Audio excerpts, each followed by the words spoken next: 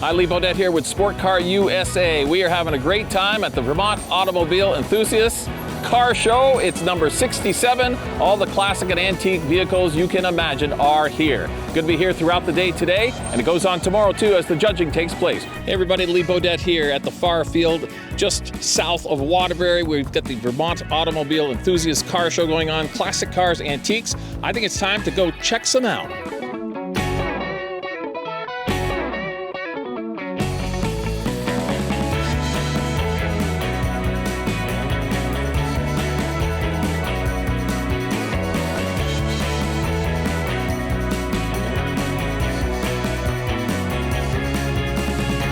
Just came upon this Volkswagen camper bus. I'm not even sure if that's the exact name of it, but I know they made a lot of different ones as far as windows go, how many windows you have in it.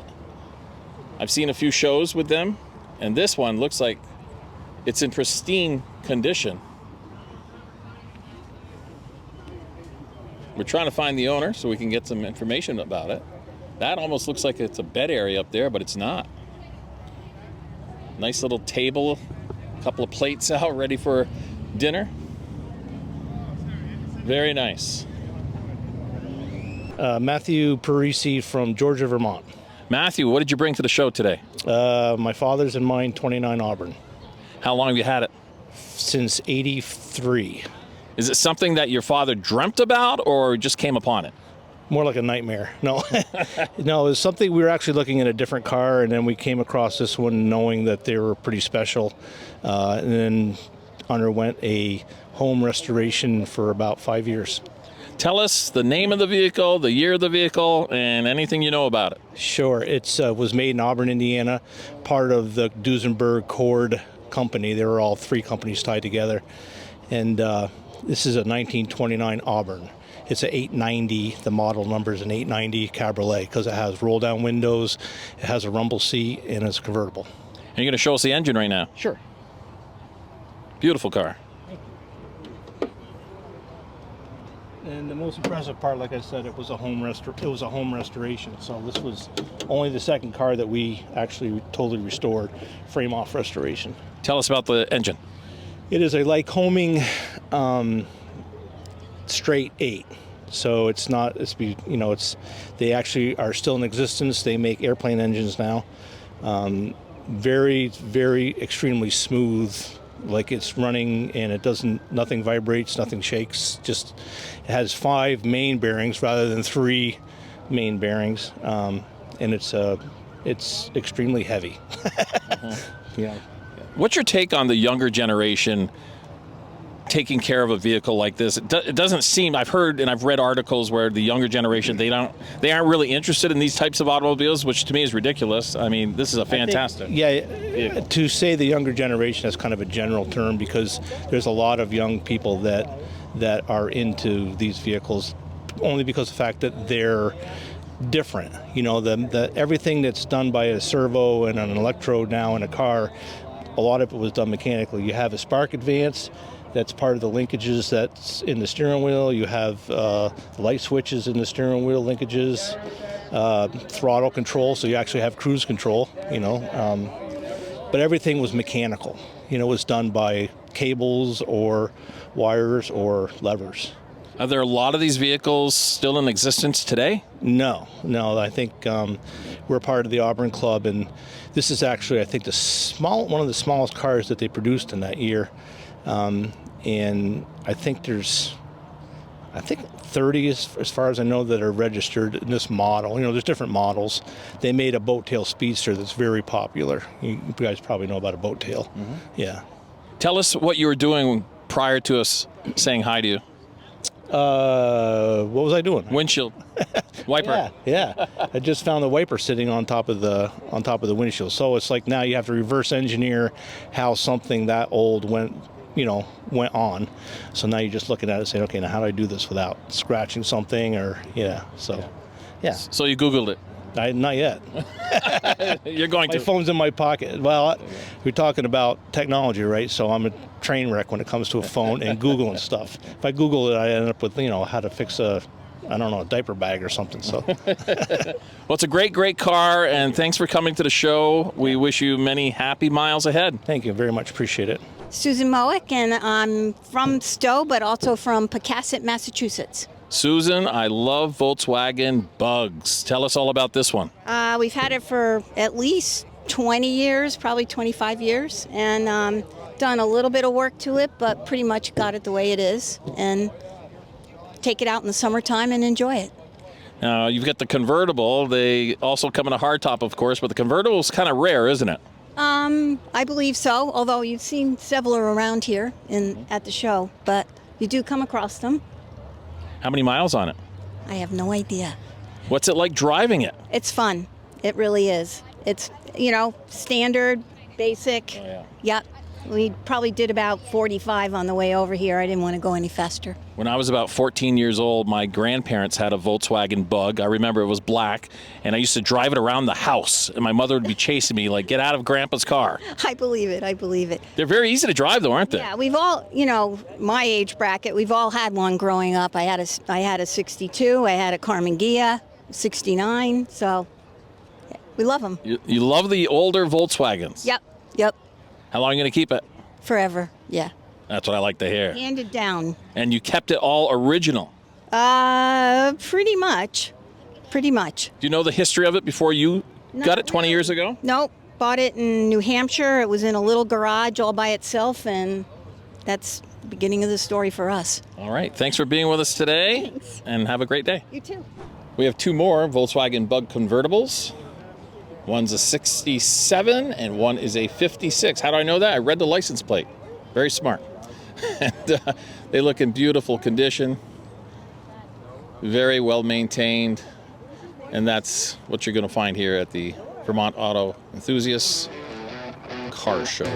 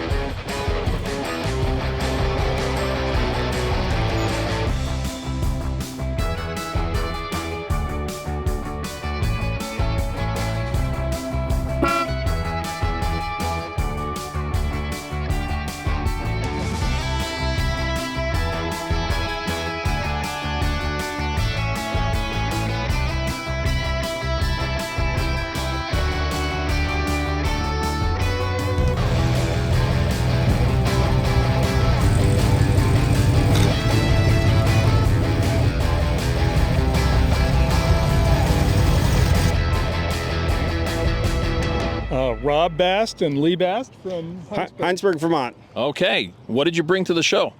1957 Citroën Duchevaux 2CV. Tell us all about it. Where'd you get it?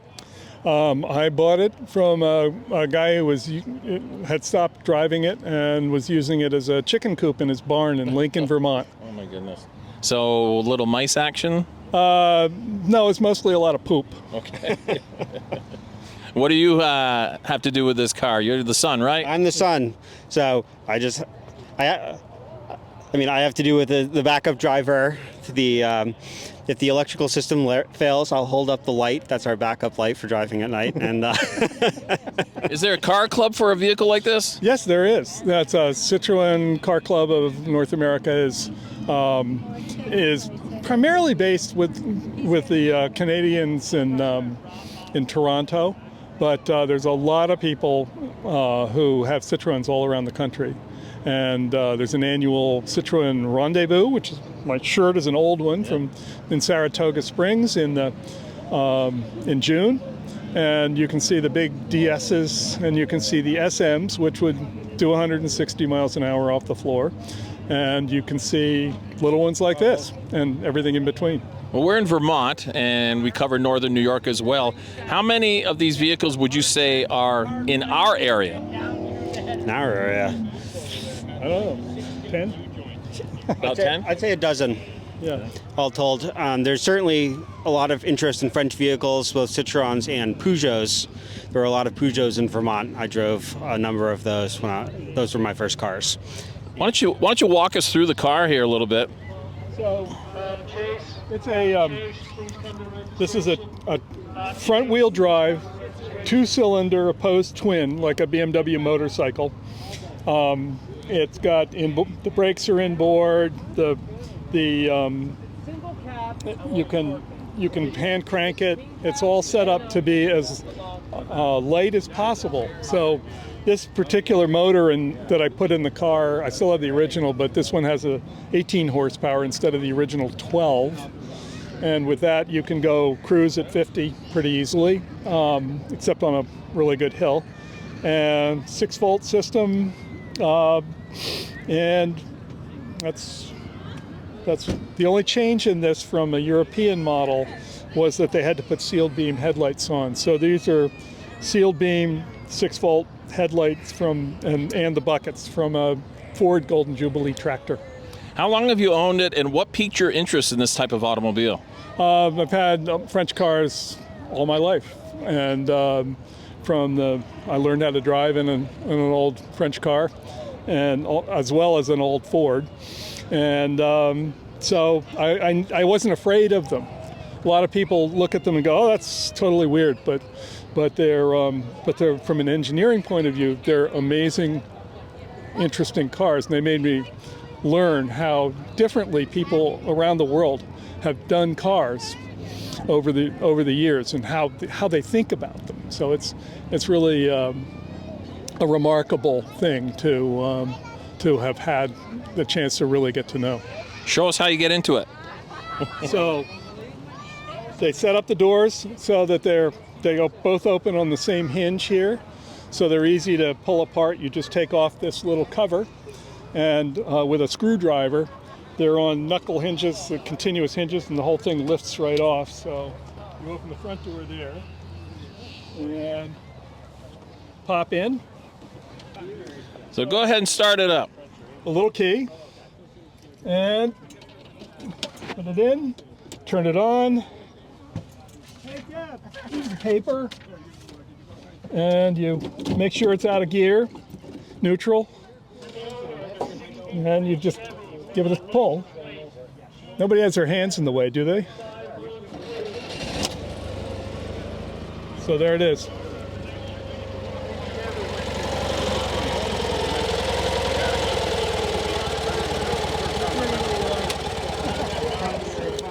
Thank you for showing us this 1957 beauty from France. Thank you.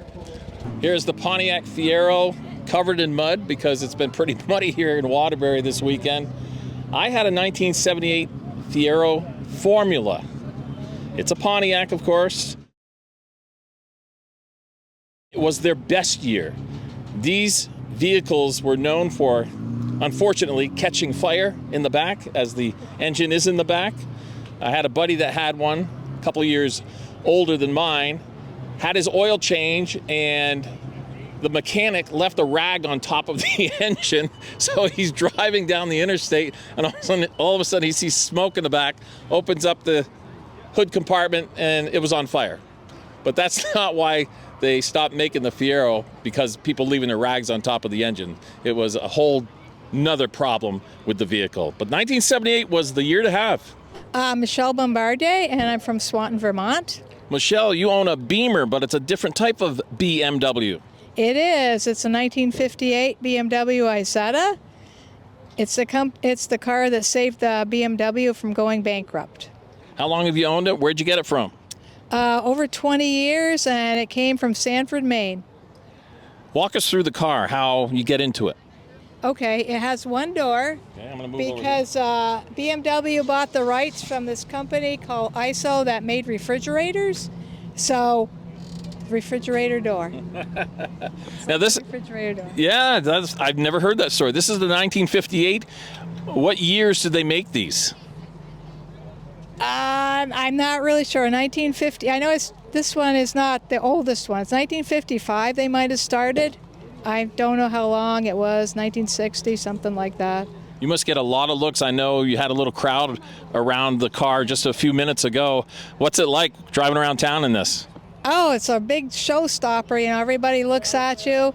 It goes about 45 miles an hour because it has a 300cc BMW motorcycle engine in it. And we usually go about 30. So we're kind of like cruising along, and everybody looks at it, everybody smiles. Any lighthearted jokes about it when you're driving it? Just jokes about people picking it up and moving it to other spots, and somebody comes and looks and it's not there anymore. I had a Mazda Miata once, and I brought it to work, and they actually lifted my car up and moved it to another location. I say, okay. But I think we could do that with this one, too. You could. It weighs about 600 pounds. Oh, okay. Beautiful automobile. Congratulations, and thanks for showing it to us. You're welcome. Thanks for having me. Well, that's just a quick sample of what we found here today at the Far Field for the Vermont Auto Enthusiasts Car, Antique, Vintage, Classic Show. I think I got them all in there. We've had a fun time today, and they're getting ready to do a little parade action through the streets of Waterbury. So that should be a lot of fun, too. Thanks for listening to Sport Car USA.